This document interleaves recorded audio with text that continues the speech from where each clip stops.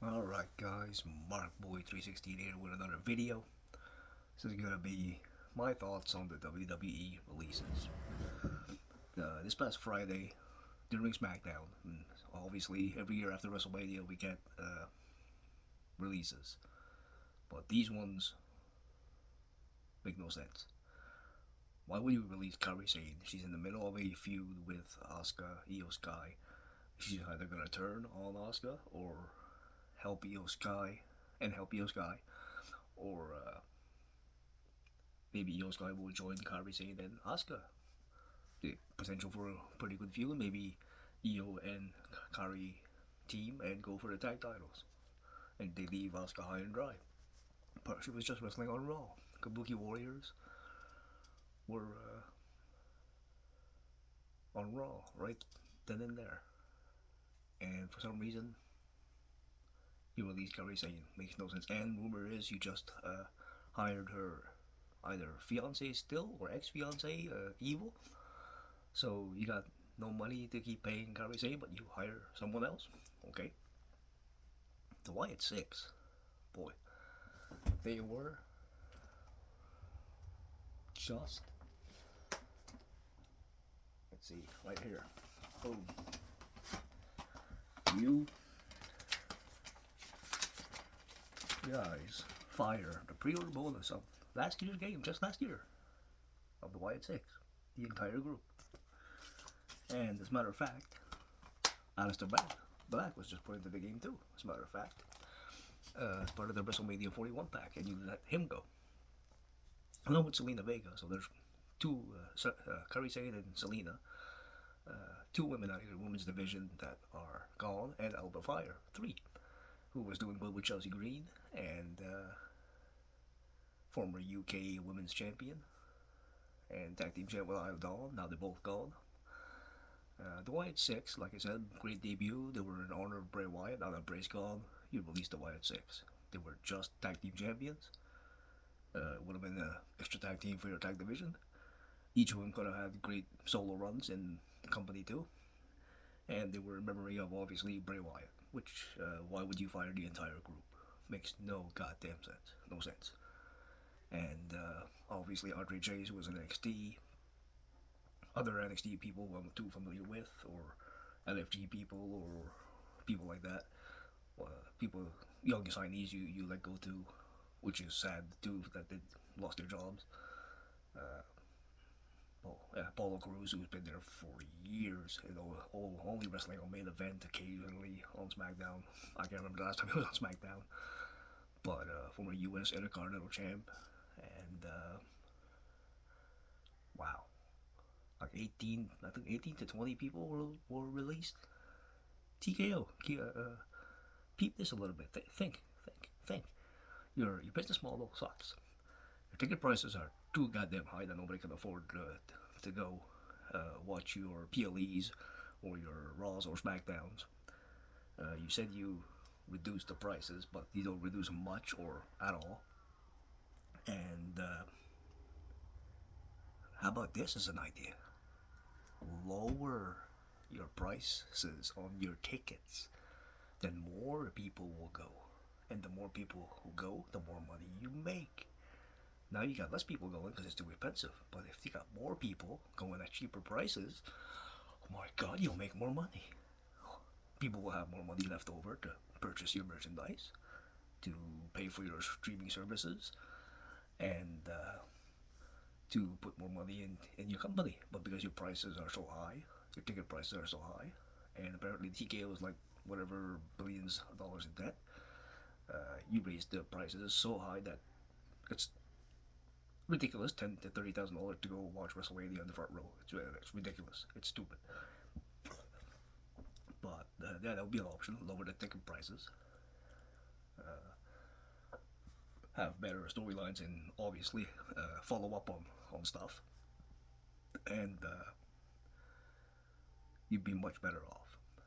But yeah, to everybody that got released, I hope you all fall back on your feet and find once your 90-day no compete clause or 60-day, whatever the case is, no compete clause are over, that you can go somewhere else. And for people saying, "Oh, yeah, these guys are gonna be sorely missed." Well, if you only watch WWE, yes, you're gonna miss them. They could appear in TNA. They could appear in AEW.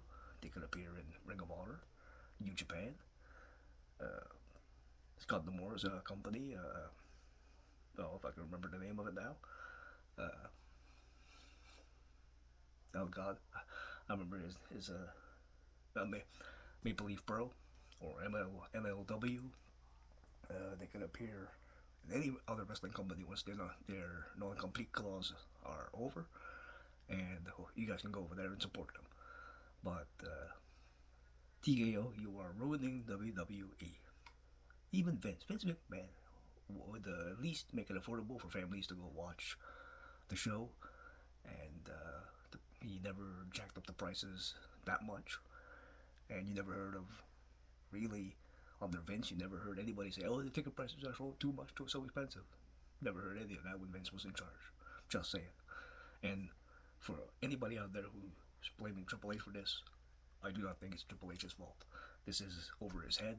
I think it's the people at TKO, Endeavor, that are releasing these people. I don't think he has anything to do with it. He's part of creative. He might be like the COO of the company, but he's not the CEO of the company. So I think it's Endeavor and TKO and maybe Nick Khan obviously agreeing with them to release these people. So don't put all the blame on Triple H. But it's stupid. It happens every year. But you do realize WWE, you own Evolve, LFG, uh, you own NXT. You can send some of those people down that you're not using down there so they can get work. You can maybe lower their pay a bit, but at least they still got a job. Like, think, think. TKO. You'd have a much better product if you followed up on your storylines, if you did storylines correct, and you lowered your prices. You wouldn't have to release all these people, and people would still have their jobs. Why are the MFTs still there? Why is Ivy Nile and the Creed brothers still there? They haven't been on TV and can't remember when. And why is some people there and you release people like Kairi Sane, Aleister Black, Selena Vega, the Wyatt Six? Why? Zoe Starks, who just was cleared to come back, gone. Like, that's Zoe Starks, Alba Fire, Nikki Cross, Kairi Sane, Selena Vega. That's 5 women you could have used on SmackDown, Raw, or NXT to improve your women's division or to be part of your women's division. Aleister Black would have been a great WWE World Intercontinental US Champion. Could have put him anywhere. Hell, put him in NXT, make him the NXT Champion. Well, what are you guys doing? Kairi Sane could have been one half of the women's tag team champions again, with either Io Sky or Asuka. Maybe have her a run with the world title. I think Kairi Sane is a great talent. I think she's a great worker. But yeah, TKO. Boo, thumbs down. And this is coming from somebody who's watched wrestling, WWF, WWE, since I was 9 years old, and I am 50 years old. Do I still watch the company? Yes. Do I think it's doing good? No, it is not. But I'm a lifelong fan, and I'll always watch WWE. I will always watch all the other promotions too, as a matter of fact. I watch TNA, Ring of Honor, New Japan, I watch all the other companies. I like all wrestling. But TKO, I'm glad you're just running WWE. I'm very glad you're just running that one, because if you're running the other companies, there'd be no wrestling to watch. Holy crap. Yeah, but TKO, you suck. Let Triple H do his job. Let Triple H be head of creative. Let him do the storylines. TKO, get the F out of the storylines. Don't. But you have money to pay Jelly Roll, Little Yachty, Pat McAfee, all these celebrities who are probably millionaires 2 or 3 times over. But yet you got money for them, but you can't afford to pay or keep Kairi Sane, Aleister Black, and all that. Tell me how that makes sense. You're trying for that crossover appeal? Half the celebrities you show in the audiences at your pay-per-views, nobody has a clue who the hell they are. Like, really, makes no sense. So that's probably the worst thing WWE's ever done is join forces with TKO or Endeavor. That is, and that's this is coming from somebody who never liked Vince McMahon, who at least Vince, yes, he would forget the storylines, repeat the same storylines over and over again. Wasn't a great person at all, but at least he kind of knew how to run his company a bit better than TKO does. Like, holy crap. But, yeah, those are my thoughts and opinions on the WWE releases. Let me know what your opinions are on this past Friday's WWE releases. I think it was dumb and stupid, and some of those names on that list should not have been released. To everybody on the list, like I said, I wish you guys all the best and girls all the best, and I hope I'll see you in other promotions.